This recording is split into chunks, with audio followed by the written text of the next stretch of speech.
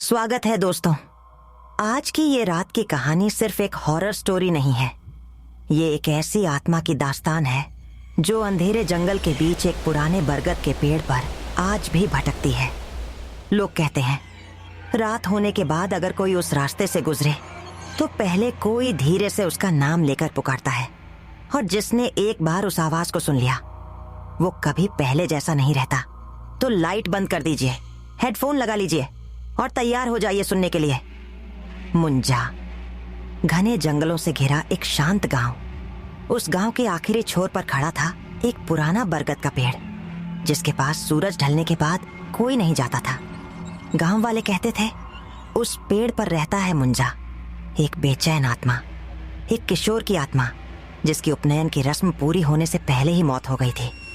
लोग कहते थे मुंजा कभी सबसे पहले हमला नहीं करता, वो पहले तुम्हारा नाम लेकर बुलाता है, धीरे फुसफुसाकर अंधेरे के भीतर से।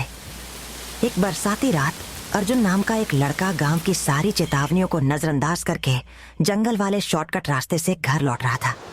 रास्ते के बीच अचानक हवा थम गई, चारों तरफ सन्नाटा छा गया।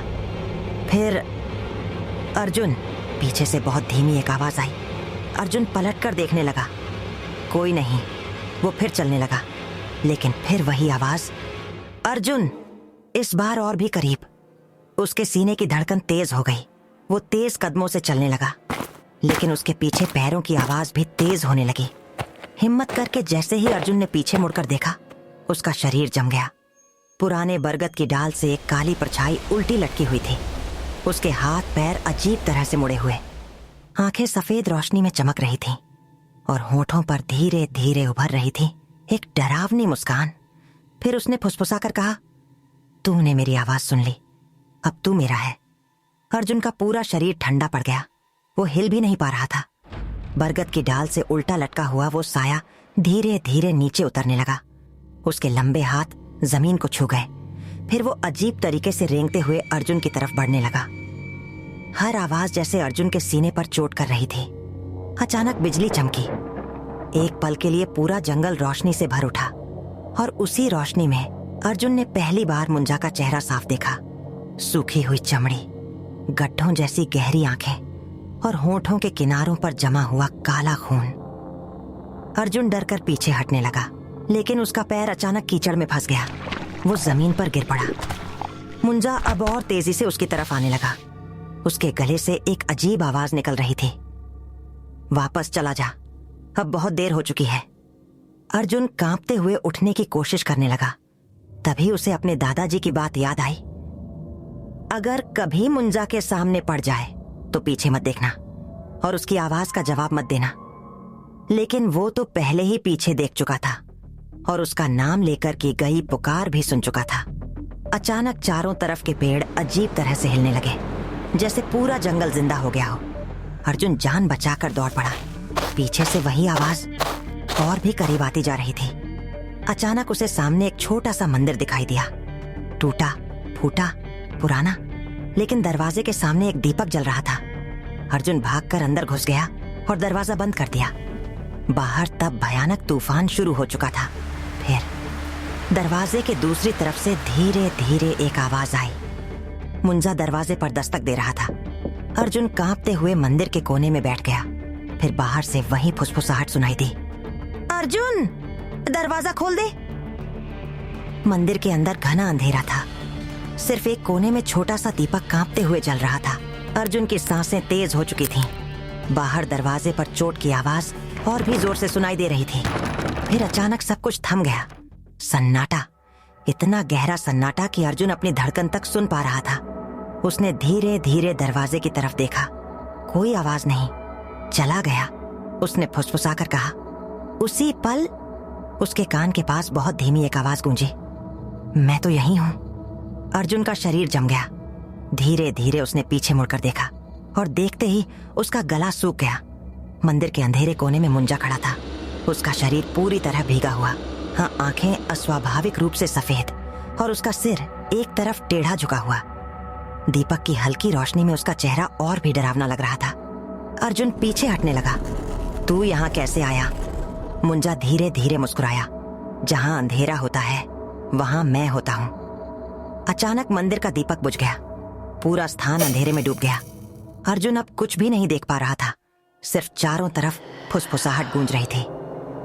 अर्जुन, अर्जुन, अर्जुन। ऐसा लग रहा था जैसे सैकड़ों आवाजें एक साथ उसे बुला रही हों। उसने अपने कान बंद करके चीखते हुए कहा, चुप हो जाओ। अचानक एक बर्फ जैसी ठंडी हथेली उसके कंधे पर आकर टिक गई। अर्जुन धीरे धीरे पीछे मुड़ा। मुंजा ठीक उसके पीछे खड़ा था, इतना करीब कि उसकी ठंडी सांस अर्जुन की गर्दन को छू रही थी। फिर उसने धीरे से फुसफुसाकर कहा, अब तू कभी घर वापस नहीं जा पाएगा। अर्जुन डर के मारे चीख उठा और उसने मुंजा को धक्का दे दिया, लेकिन वो इंसान जैसा नहीं था। उसका शरीर धुएं की तरह कांपा, फिर दोबारा वैसा ही हो गया। मंदिर के अंदर बर्फीली हवा घूमने लगी। चारों तरफ दीवारों पर अजीब परछाइयां हिलने लगी। अर्जुन दौड़कर दरवाजे की तरफ भागा। दरवाजा खोलते ही बाहर का तूफान और भी भयानक हो चुका था। बिजली लगातार चमक रही थी। बारिश ऐसे बरस रही थी जैसे आसमान टूट पड़ा हो। लेकिन अब वो वहां एक पल भी नहीं रुक सकता था। वो जान बचाकर दौड़ पड़ा। पीछे मुड़कर देखने की हिम्मत नहीं थी। फिर भी वो साफ सुन पा रहा था। मुंजा उसके ठीक पीछे था। जंगल का रास्ता कीचड़ से भर चुका था। अर्जुन बार बार फिसल कर गिर रहा था। अचानक उसे सामने एक पुरानी झोपड़ी दिखाई दी। दरवाजे के सामने एक लालटेन जल रही थी। अंदर से एक बूढ़े आदमी की आवाज आई, अंदर आ, जल्दी। अर्जुन ने एक पल भी देर नहीं की और अंदर घुस गया। बूढ़े ने तुरंत दरवाजा बंद कर दिया। फिर उसने दरवाजे पर लाल सिंदूर से कुछ निशान बनाए। बाहर तब भी वही आवाज, लेकिन इस बार वो दरवाजे के बाहर आकर रुक गई। अर्जुन हांफते हुए बोला, वो क्या था? बूढ़े ने धीरे धीरे उसकी तरफ देखा। उसकी आंखों में साफ डर दिखाई दे रहा था। तूने मुंजा की आवाज सुन ली है, इसलिए अब वो तुझे नहीं छोड़ेगा। अर्जुन का दिल कांप उठा। लेकिन क्यों? बूढ़ा कुछ पल चुप रहा, फिर धीरे से बोला, क्योंकि अब तो उसकी नजरों में एक अधूरा इंसान बन चुका है। बिजली चमकी और एक पल के लिए बूढ़े का चेहरा साफ दिखाई दिया। उसकी गर्दन पर काले निशान थे और उसके दाएं हाथ की उंगलियां गायब थीं। अर्जुन डर कर पीछे हट गया। बूढ़ा फुसफुसाकर बोला, क्योंकि मैं भी कभी मुंजा से बचकर भागने की कोशिश कर चुका था। झोपड़ी के अंदर लालटेन की लौ कांप रहे थे। बाहर तूफान की आवाज और भी भयानक हो चुकी थी। अर्जुन बूढ़े आदमी की तरफ देख रहा था। उसके सीने की धड़कन रुकने का नाम नहीं ले रही थी। आप बच कैसे गए? उसने कांपती आवाज में पूछा। बूढ़ा धीरे से बैठ गया। उसकी आंखों में जैसे कई सालों का डर जमा हुआ था। बचा नहीं, उसने फुसफुसाकर कहा, मैं सिर्फ भाग रहा हूं। अर्जुन का शरीर ठंडा पड़ गया। बूढ़े ने अपनी कटी हुई उंगलियों की तरफ देखा। मुंजा किसी को आसानी से नहीं छोड़ता। जिसका नाम वो पुकारता है, उसका एक हिस्सा उसका हो जाता है। बिजली चमकी। एक पल के लिए पूरा कमरा सफेद रोशनी से भर गया और उसी रोशनी में अर्जुन ने देखा, दीवारों पर अनगिनत खरोंचें थीं, जैसे किसी ने नाखूनों से बार बार एक ही बात लिखी हो। वो पीछे खड़ा है। अर्जुन डर के मारे तुरंत पीछे मुड़ा। कोई नहीं था, लेकिन कमरे का तापमान अचानक गिर गया। सांसों से धुआं निकलने लगा। बूढ़ा फुसफुसाकर बोला, वो गया नहीं है, उसी पल। दरवाजे पर फिर से आवाज हुई, फिर और जोर से। पूरा कमरा कांप उठा। अर्जुन चीख पड़ा, वो अंदर आ जाएगा। बूढ़े ने जल्दी से एक पुरानी कपड़े की थैली निकाली। उसमें से सूखी नीम की पत्तियां और लाल धागा निकला। इसे हाथ में बांध, बूढ़ा चिल्लाया। अर्जुन कांपते हुए वो धागा अपने हाथ में बांधने लगा। फिर बूढ़ा जमीन पर सफेद चूर्ण से गोल निशान बनाने लगा। बाहर तब अमानवीय गर्जना सुनाई दे रही थी। अचानक सब कुछ शांत हो गया, पूरी तरह सन्नाटा। अर्जुन डरते हुए दरवाजे की तरफ देखने लगा। धीरे धीरे दरवाजे के नीचे से काला पानी अंदर आने लगा, लेकिन वो पानी नहीं था, वो हिल रहा था, जिंदा। अर्जुन पीछे हट गया और फिर उस काली चीज के अंदर से धीरे धीरे एक हाथ बाहर निकला, लंबा, सूखा और अस्वाभाविक रूप से टेढ़ी उंगलियां। बूढ़ा डर के मारे फुसफुसाया, नहीं, इस बार वो खुद आया है। काला हाथ धीरे धीरे दरवाजे के नीचे से अंदर आने लगा। उसकी उंगलियां जमीन पर खरोंच मार रही थीं। खर्र अर्जुन दीवार से चिपक कर खड़ा हो गया। उसकी सांसें रुकने लगी थीं। बूढ़ा तेजी से मंत्र पढ़ने लगा। लालटेन की लौ अजीब तरह से कांप रही थी। अचानक दरवाजा अपने आप धीरे धीरे खुलने लगा। बाहर का अंधेरा जैसे जिंदा होकर कमरे के अंदर घुस आया और उसी अंधेरे के बीच से मुंजा बाहर निकला। उसका शरीर पहले से भी ज्यादा भयानक लग रहा था। आंखें सफेद आग की तरह जल रही थीं। उसका सिर अस्वाभाविक तरीके से मुड़ा हुआ था और उसके मुंह के किनारों से काला तरल टपक रहा था। अर्जुन के हाथ पैर बर्फ जैसे ठंडे पड़ गए। मुंजा धीरे धीरे उसकी तरफ बढ़ने लगा। बूढ़ा चीख उठा, उसकी आंखों में मत देख। लेकिन अब बहुत देर हो चुकी थी। अर्जुन एक पल के लिए मुंजा की आंखों में देख चुका था और उसी क्षण उसके दिमाग में अजीब दृश्य उभरने लगे। उसने देखा एक छोटा लड़का अकेला बैठा रो रहा है। उसके शरीर पर पुराना सफेद कपड़ा है। चारों तरफ आग लगी हुई है। लोग चीख रहे हैं। फिर एक बरगद का पेड़ और उस पेड़ के नीचे उस लड़के की बेजान लाश पड़ी है। अर्जुन अचानक होश में वापस आया। उसकी नाक से खून बह रहा था। वो कांपते हुए बोला, वो पहले इंसान था। बूढ़ा एकदम रुक गया। उसकी आंखें फैल गईं। तूने उसकी यादें देख ली? इस बार मुंजा भी रुक गया। पहली बार उसकी सफेद आंखें सीधे अर्जुन पर टिक गईं। कमरे की हवा भारी हो गई। फिर उसने धीरे से फुसफुसाकर कहा, मुझे याद है। कमरे के अंदर अचानक बर्फ जैसी ठंड फैल गई। अर्जुन वहीं स्थिर खड़ा था। उसके कानों में अब भी वही फुसफुसाहट गूंज रही थी, मुझे याद है। इस बार मुंजा की सफेद आंखों में गुस्सा नहीं था। उनमें एक अजीब सा दर्द छुपा हुआ था। बूढ़ा धीरे धीरे पीछे हट गया। उसका चेहरा पीला पड़ चुका था। असंभव, उसने फुसफुसाकर कहा। मुंजा कभी किसी को अपना अतीत नहीं दिखाता। अर्जुन कांपती आवाज में बोला, वो पहले एक लड़का था। अचानक कमरे की सारी परछाइयां हिलने लगीं। लालटेन की लौ लाल हो गई और अर्जुन के दिमाग में फिर वही दृश्य लौट आए। उसने देखा गांव वाले एक छोटे लड़के को बांधकर घसीटते हुए ले जा रहे हैं। लोग चिल्ला रहे हैं, अपशकुनी, अभिशप्त, इसी की वजह से मौत आई है। वो छोटा लड़का रो रहा था, बार बार कह रहा था, मैंने कुछ नहीं किया। लेकिन कोई उसकी बात नहीं सुन रहा था। फिर उसे उस पुराने बरगद के पेड़ के नीचे छोड़कर सब चले गए। अंधेरा, बारिश, डर और अकेला एक बच्चा। अर्जुन अचानक होश में वापस आया। उसकी आंखों में आंसू थे। उसे सबने छोड़ दिया था। मुंजा ने धीरे से सिर उठाया। उसकी आंखों की सफेद चमक कांप रही थी। वो लोग मुझसे डरते थे। इस बार उसकी आवाज किसी दानव जैसी नहीं थी। वो एक टूटे हुए बच्चे जैसी लग रही थी। बूढ़ा डरकर चिल्लाया, उसकी बातों में मत आ, वो तुझे फंसा रहा है। लेकिन अर्जुन समझ चुका था, इस आत्मा के अंदर सिर्फ गुस्सा नहीं है, उसके अंदर एक भयानक अकेलापन भी छुपा है। अचानक मुंजा का चेहरा विकृत होने लगा। उसका शरीर कांपने लगा। चारों तरफ काला धुआं फैलने लगा। उसने अपना सिर पकड़कर चीखते हुए कहा, उन्होंने मुझे मार डाला था। बिजली की गड़गड़ाहट से पूरा कमरा कांप उठा। मुंजा की आंखें फिर से डरावनी होने लगीं। उसके हाथ पैर अस्वाभाविक तरीके से मुड़ने लगे। बूढ़ा चीखा, पीछे हट, वो फिर से बदल रहा है। मुंजा धीरे धीरे अर्जुन की तरफ बढ़ने लगा। उसके चेहरे पर एक भयानक मुस्कान उभर रही थी, लेकिन उसकी आंखों में अब भी वही दर्द बाकी था। फिर उसने फुसफुसाकर कहा, तू मेरी तरह अकेला तो नहीं है। मुंजा का सवाल सुनकर अर्जुन वहीं रुक गया। कमरे के अंदर सन्नाटा छा गया। बाहर तूफान चल रहा था, लेकिन उस पल ऐसा लग रहा था जैसे पूरी दुनिया थम गई हो। तू मेरी तरह अकेला तो नहीं है। ये शब्द उसके कानों में गूंजते रहे। अर्जुन समझ नहीं पा रहा था कि उसका डर धीरे धीरे क्यों बदल रहा है। इस डरावनी आत्मा के अंदर जैसे किसी खोए हुए बच्चे की सिसकियां छुपी थीं। बूढ़ा चीख पड़ा, उसकी तरफ मत देख, वो तुझे अपनी दुनिया में खींच लेगा। लेकिन अर्जुन की नजरें हट नहीं रही थीं। उसने धीरे से पूछा, तुम्हारा नाम क्या था? अचानक पूरा कमरा कांप उठा। मुंजा एकदम रुक गया। उसकी सफेद आंखें धीरे धीरे कांपने लगीं, जैसे कई सालों बाद किसी ने उससे ये सवाल पूछा हो। कुछ सेकंड की खामोशी के बाद उसने फुसफुसाकर कहा, मिहिर। हवा अचानक भारी हो गई। बूढ़ा डर के मारे पीछे हट गया। नहीं, इस नाम का उच्चारण मत कर। अर्जुन ने हैरानी से बूढ़े की तरफ देखा। क्यों? बूढ़े के होंठ कांप रहे थे, क्योंकि मेहर इस गांव का सबसे भयानक अभिशाप था।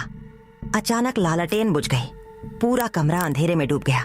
फिर उस अंधेरे के अंदर एक साथ सैकड़ों फुसफुसाहटें गूंजने लगीं। मेहर, मेहर, मेहर। अर्जुन ने अपने कान बंद कर लिए। अचानक उसकी आंखों के सामने अजीब दृश्य उभरने लगे। उसने देखा, कई साल पहले का वही गांव। एक के बाद एक लोग रहस्यमय तरीके से मर रहे हैं। गांव वाले डरकर यकीन करने लगे मेहर अभिशप्त है। वे उसे पकड़ कर ले जाते हैं, बरगद के पेड़ के नीचे बांध देते हैं और फिर उसे जिंदा जला देते हैं। अर्जुन डर के मारे चीख उठा। वो दृश्य अचानक गायब हो गया। वो हांफते हुए मुंजा की तरफ देखने लगा।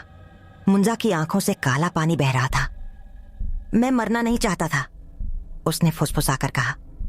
फिर अचानक उसका चेहरा भयानक रूप से विकृत हो गया। चारों तरफ दीवारों में दरारें पड़ने लगीं। इस बार मुंजा की आवाज गूंज उठी, लेकिन उन्होंने मुझे दानव बना दिया। मुंजा की गर्जना से पूरी झोपड़ी कांप उठी। दीवारों की दरारें और बड़ी होने लगीं। बाहर बिजली की चमक बार बार कमरे को सफेद रोशनी से भर रही थी। अर्जुन डरा हुआ था, फिर भी इस बार वो पीछे नहीं हटा, क्योंकि अब वो सिर्फ एक दानव को नहीं देख रहा था, वो एक बच्चे का दर्द देख रहा था। मिहिर के शरीर से काला धुआं निकलने लगा। उसकी सफेद आंखों की चमक और भी डरावनी होती जा रही थी। बूढ़ा चीख पड़ा। अब भी समझ नहीं रहा? उसका दर्द ही उसकी ताकत है। जितना वो अपना अतीत याद करता है, उतना ही भयानक बन जाता है। अर्जुन कांपते हुए बोला, तो उसे रोकने का तरीका क्या है? बूढ़ा कुछ पल चुप रहा, फिर धीरे से बोला, मुंजा को मारा नहीं जा सकता, लेकिन उसकी आत्मा को शांति दी जा सकती है। कैसे? बूढ़े ने खिड़की के बाहर उस पुराने बरगद के पेड़ की तरफ देखा, जहां उसकी मौत हुई थी। वहीं सच को वापस लौटाना होगा। उसी पल मिहिर अचानक चीख उठा, झूठ! इंसान सिर्फ विनाश करता है। उसकी गर्जना से लालटेन फट गई। पूरा कमरा अंधेरे में डूब गया। फिर अर्जुन ने महसूस किया कि किसी ने उसका गला दबा लिया है। बर्फ जैसा ठंडा हाथ। वो सांस नहीं ले पा रहा था। अंधेरे में सिर्फ मिहिर की जलती हुई सफेद आंखें दिखाई दे रही थीं। तू भी मुझसे डर जाएगा, उसने फुसफुसाकर कहा। अर्जुन ने मुश्किल से कहा, नहीं, मैं तुझसे डरता हूं, लेकिन मैं तुझे समझ भी सकता हूं। अचानक सब कुछ शांत हो गया। मिहिर का हाथ धीरे धीरे ढीला पड़ गया। उसकी आंखों की सफेद रोशनी कांप रही थी, जैसे उसके अंदर दो अस्तित्व लड़ रहे हों, एक भयानक दानव और एक असहाय बच्चा। बाहर बारिश अब धीरे धीरे कम हो चुकी थी। बूढ़ा फुसफुसाकर बोला, पहली बार कोई मुंजा से लड़ नहीं रहा। अर्जुन ने धीरे धीरे मिहिर की तरफ अपना हाथ बढ़ाया। तू अकेला नहीं है। कुछ सेकंड तक गहरा सन्नाटा रहा। फिर मिहिर की आंखों से काला पानी जमीन पर गिरा और उसने धीरे से कहा, तो फिर क्या तू मुझे मुक्ति देगा? मिहिर का सवाल सुनकर अर्जुन का दिल कांप उठा। क्या तू मुझे मुक्ति देगा? ये शब्द अब किसी दानव जैसे नहीं लग रहे थे। ये एक ऐसी आत्मा की आखिरी विनती थी जो कई सालों से दर्द में कैद थी। बाहर बारिश धीरे धीरे रुक चुकी थी। दूर कहीं सुबह की रोशनी फैलने लगी थी। बूढ़ा धीरे से बोला, अगर सच में उसे मुक्ति देना चाहता है तो आज रात सब खत्म करना होगा। अर्जुन ने मिहिर की तरफ देखा। उसके डरावने चेहरे के पीछे अब सिर्फ दर्द दिखाई दे रहा था। क्या करना होगा? उसने पूछा। बूढ़े ने खिड़की के बाहर उस पुराने बरगद के पेड़ की तरफ इशारा किया, जहां उसे जिंदा जलाकर मारा गया था। वहीं उसकी अधूरी आत्मा फंसी हुई है। वहां जाकर सच को स्वीकार करना होगा। अर्जुन ने धीरे से सिर हिलाया। फिर उसने मिहिर की तरफ देखकर कहा, चल। मिहिर ने कुछ नहीं कहा, बस चुपचाप उसके पीछे चलने लगा। पुराने बरगद के पेड़ के सामने पहुंचते ही चारों तरफ की हवा फिर से ठंडी हो गई। उस पेड़ की काली शाखाएं जैसे पूरे आसमान को ढक रही थीं। जमीन के नीचे से जली हुई गंध आ रही थी। अर्जुन घुटनों के बल बैठ गया। बूढ़ा कांपती आवाज में बोला, इस गांव ने एक मासूम बच्चे को दानव बना दिया था। अचानक चारों तरफ अनगिनत फुसफुसाहटें गूंजने लगीं, जैसे पुरानी आत्माएं जाग उठी हों। अर्जुन ने आंखें बंद करके कहा, मिहिर दानव नहीं था। हवा अचानक तेज चलने लगी। वो सिर्फ अकेला था। पेड़ की शाखाएं अजीब तरीके से कांपने लगीं। मिहिर वहीं स्थिर खड़ा था। उसके शरीर से काला धुआं निकल रहा था। अर्जुन ने धीरे से कहा, जिन लोगों ने तुझे दर्द दिया वो गलत थे। एक पल में पूरा जंगल शांत हो गया। फिर मिहिर का शरीर धीरे धीरे बदलने लगा। उसकी डरावनी परछाई गायब होने लगी, सफेद आंखों की चमक बुझने लगी और उसकी जगह दिखाई दिया एक छोटा सा लड़का, डरा हुआ, अकेला, लेकिन अब गुस्से से भरा नहीं। मिहिर की आंखों में आंसू थे। उसने धीरे से कहा, मैं घर जाना चाहता हूं। अर्जुन की आंखें भी नम हो गईं। जा। अचानक बरगद के पेड़ के चारों तरफ तेज रोशनी फैल गई। हवा रुक गई और धीरे धीरे मिहिर का शरीर उस रोशनी में घुलने लगा। गायब होने से पहले उसने आखिरी बार अर्जुन की तरफ देखा और हल्का सा मुस्कुराया। धन्यवाद। फिर सब शांत, ना तूफान ना फुसफुसाहट, सिर्फ सुबह की पहली रोशनी। बूढ़ा धीरे धीरे जमीन पर बैठ गया। उसकी आंखों में यकीन नहीं हो रहा था। खत्म। इतने सालों बाद आखिर खत्म हो गया। अर्जुन ने आसमान की तरफ देखा। सुबह की पहली किरणें बरगद के पेड़ पर पड़ रही थीं और वो डरावना पेड़ अब अभिशप्त नहीं लग रहा था, बस पुराना, खामोश और बहुत अकेला। आखिरकार मुंजा को मुक्ति मिल गई। लेकिन गांव वाले आज भी कहते हैं, बरसात की रातों में उस पुराने बरगद के पेड़ के पास से गुजरते समय कभी कभी एक धीमी सी फुसफुसाहट सुनाई देती है, तू अकेला तो नहीं है। अगर आपको हमारी ये डरावनी कहानी पसंद आई हो और आप ऐसी ही रहस्यमयी, हॉरर और दिल दहला देने वाली कहानियां सुनना चाहते हैं तो हमारे चैनल को अभी सब्सक्राइब जरूर करें और बेल आइकॉन दबाना मत भूलिए, ताकि हर नई कहानी सबसे पहले आप तक पहुंचे। आपका एक सब्सक्राइब हमें और भी बेहतरीन कहानियां लाने की हिम्मत देता है।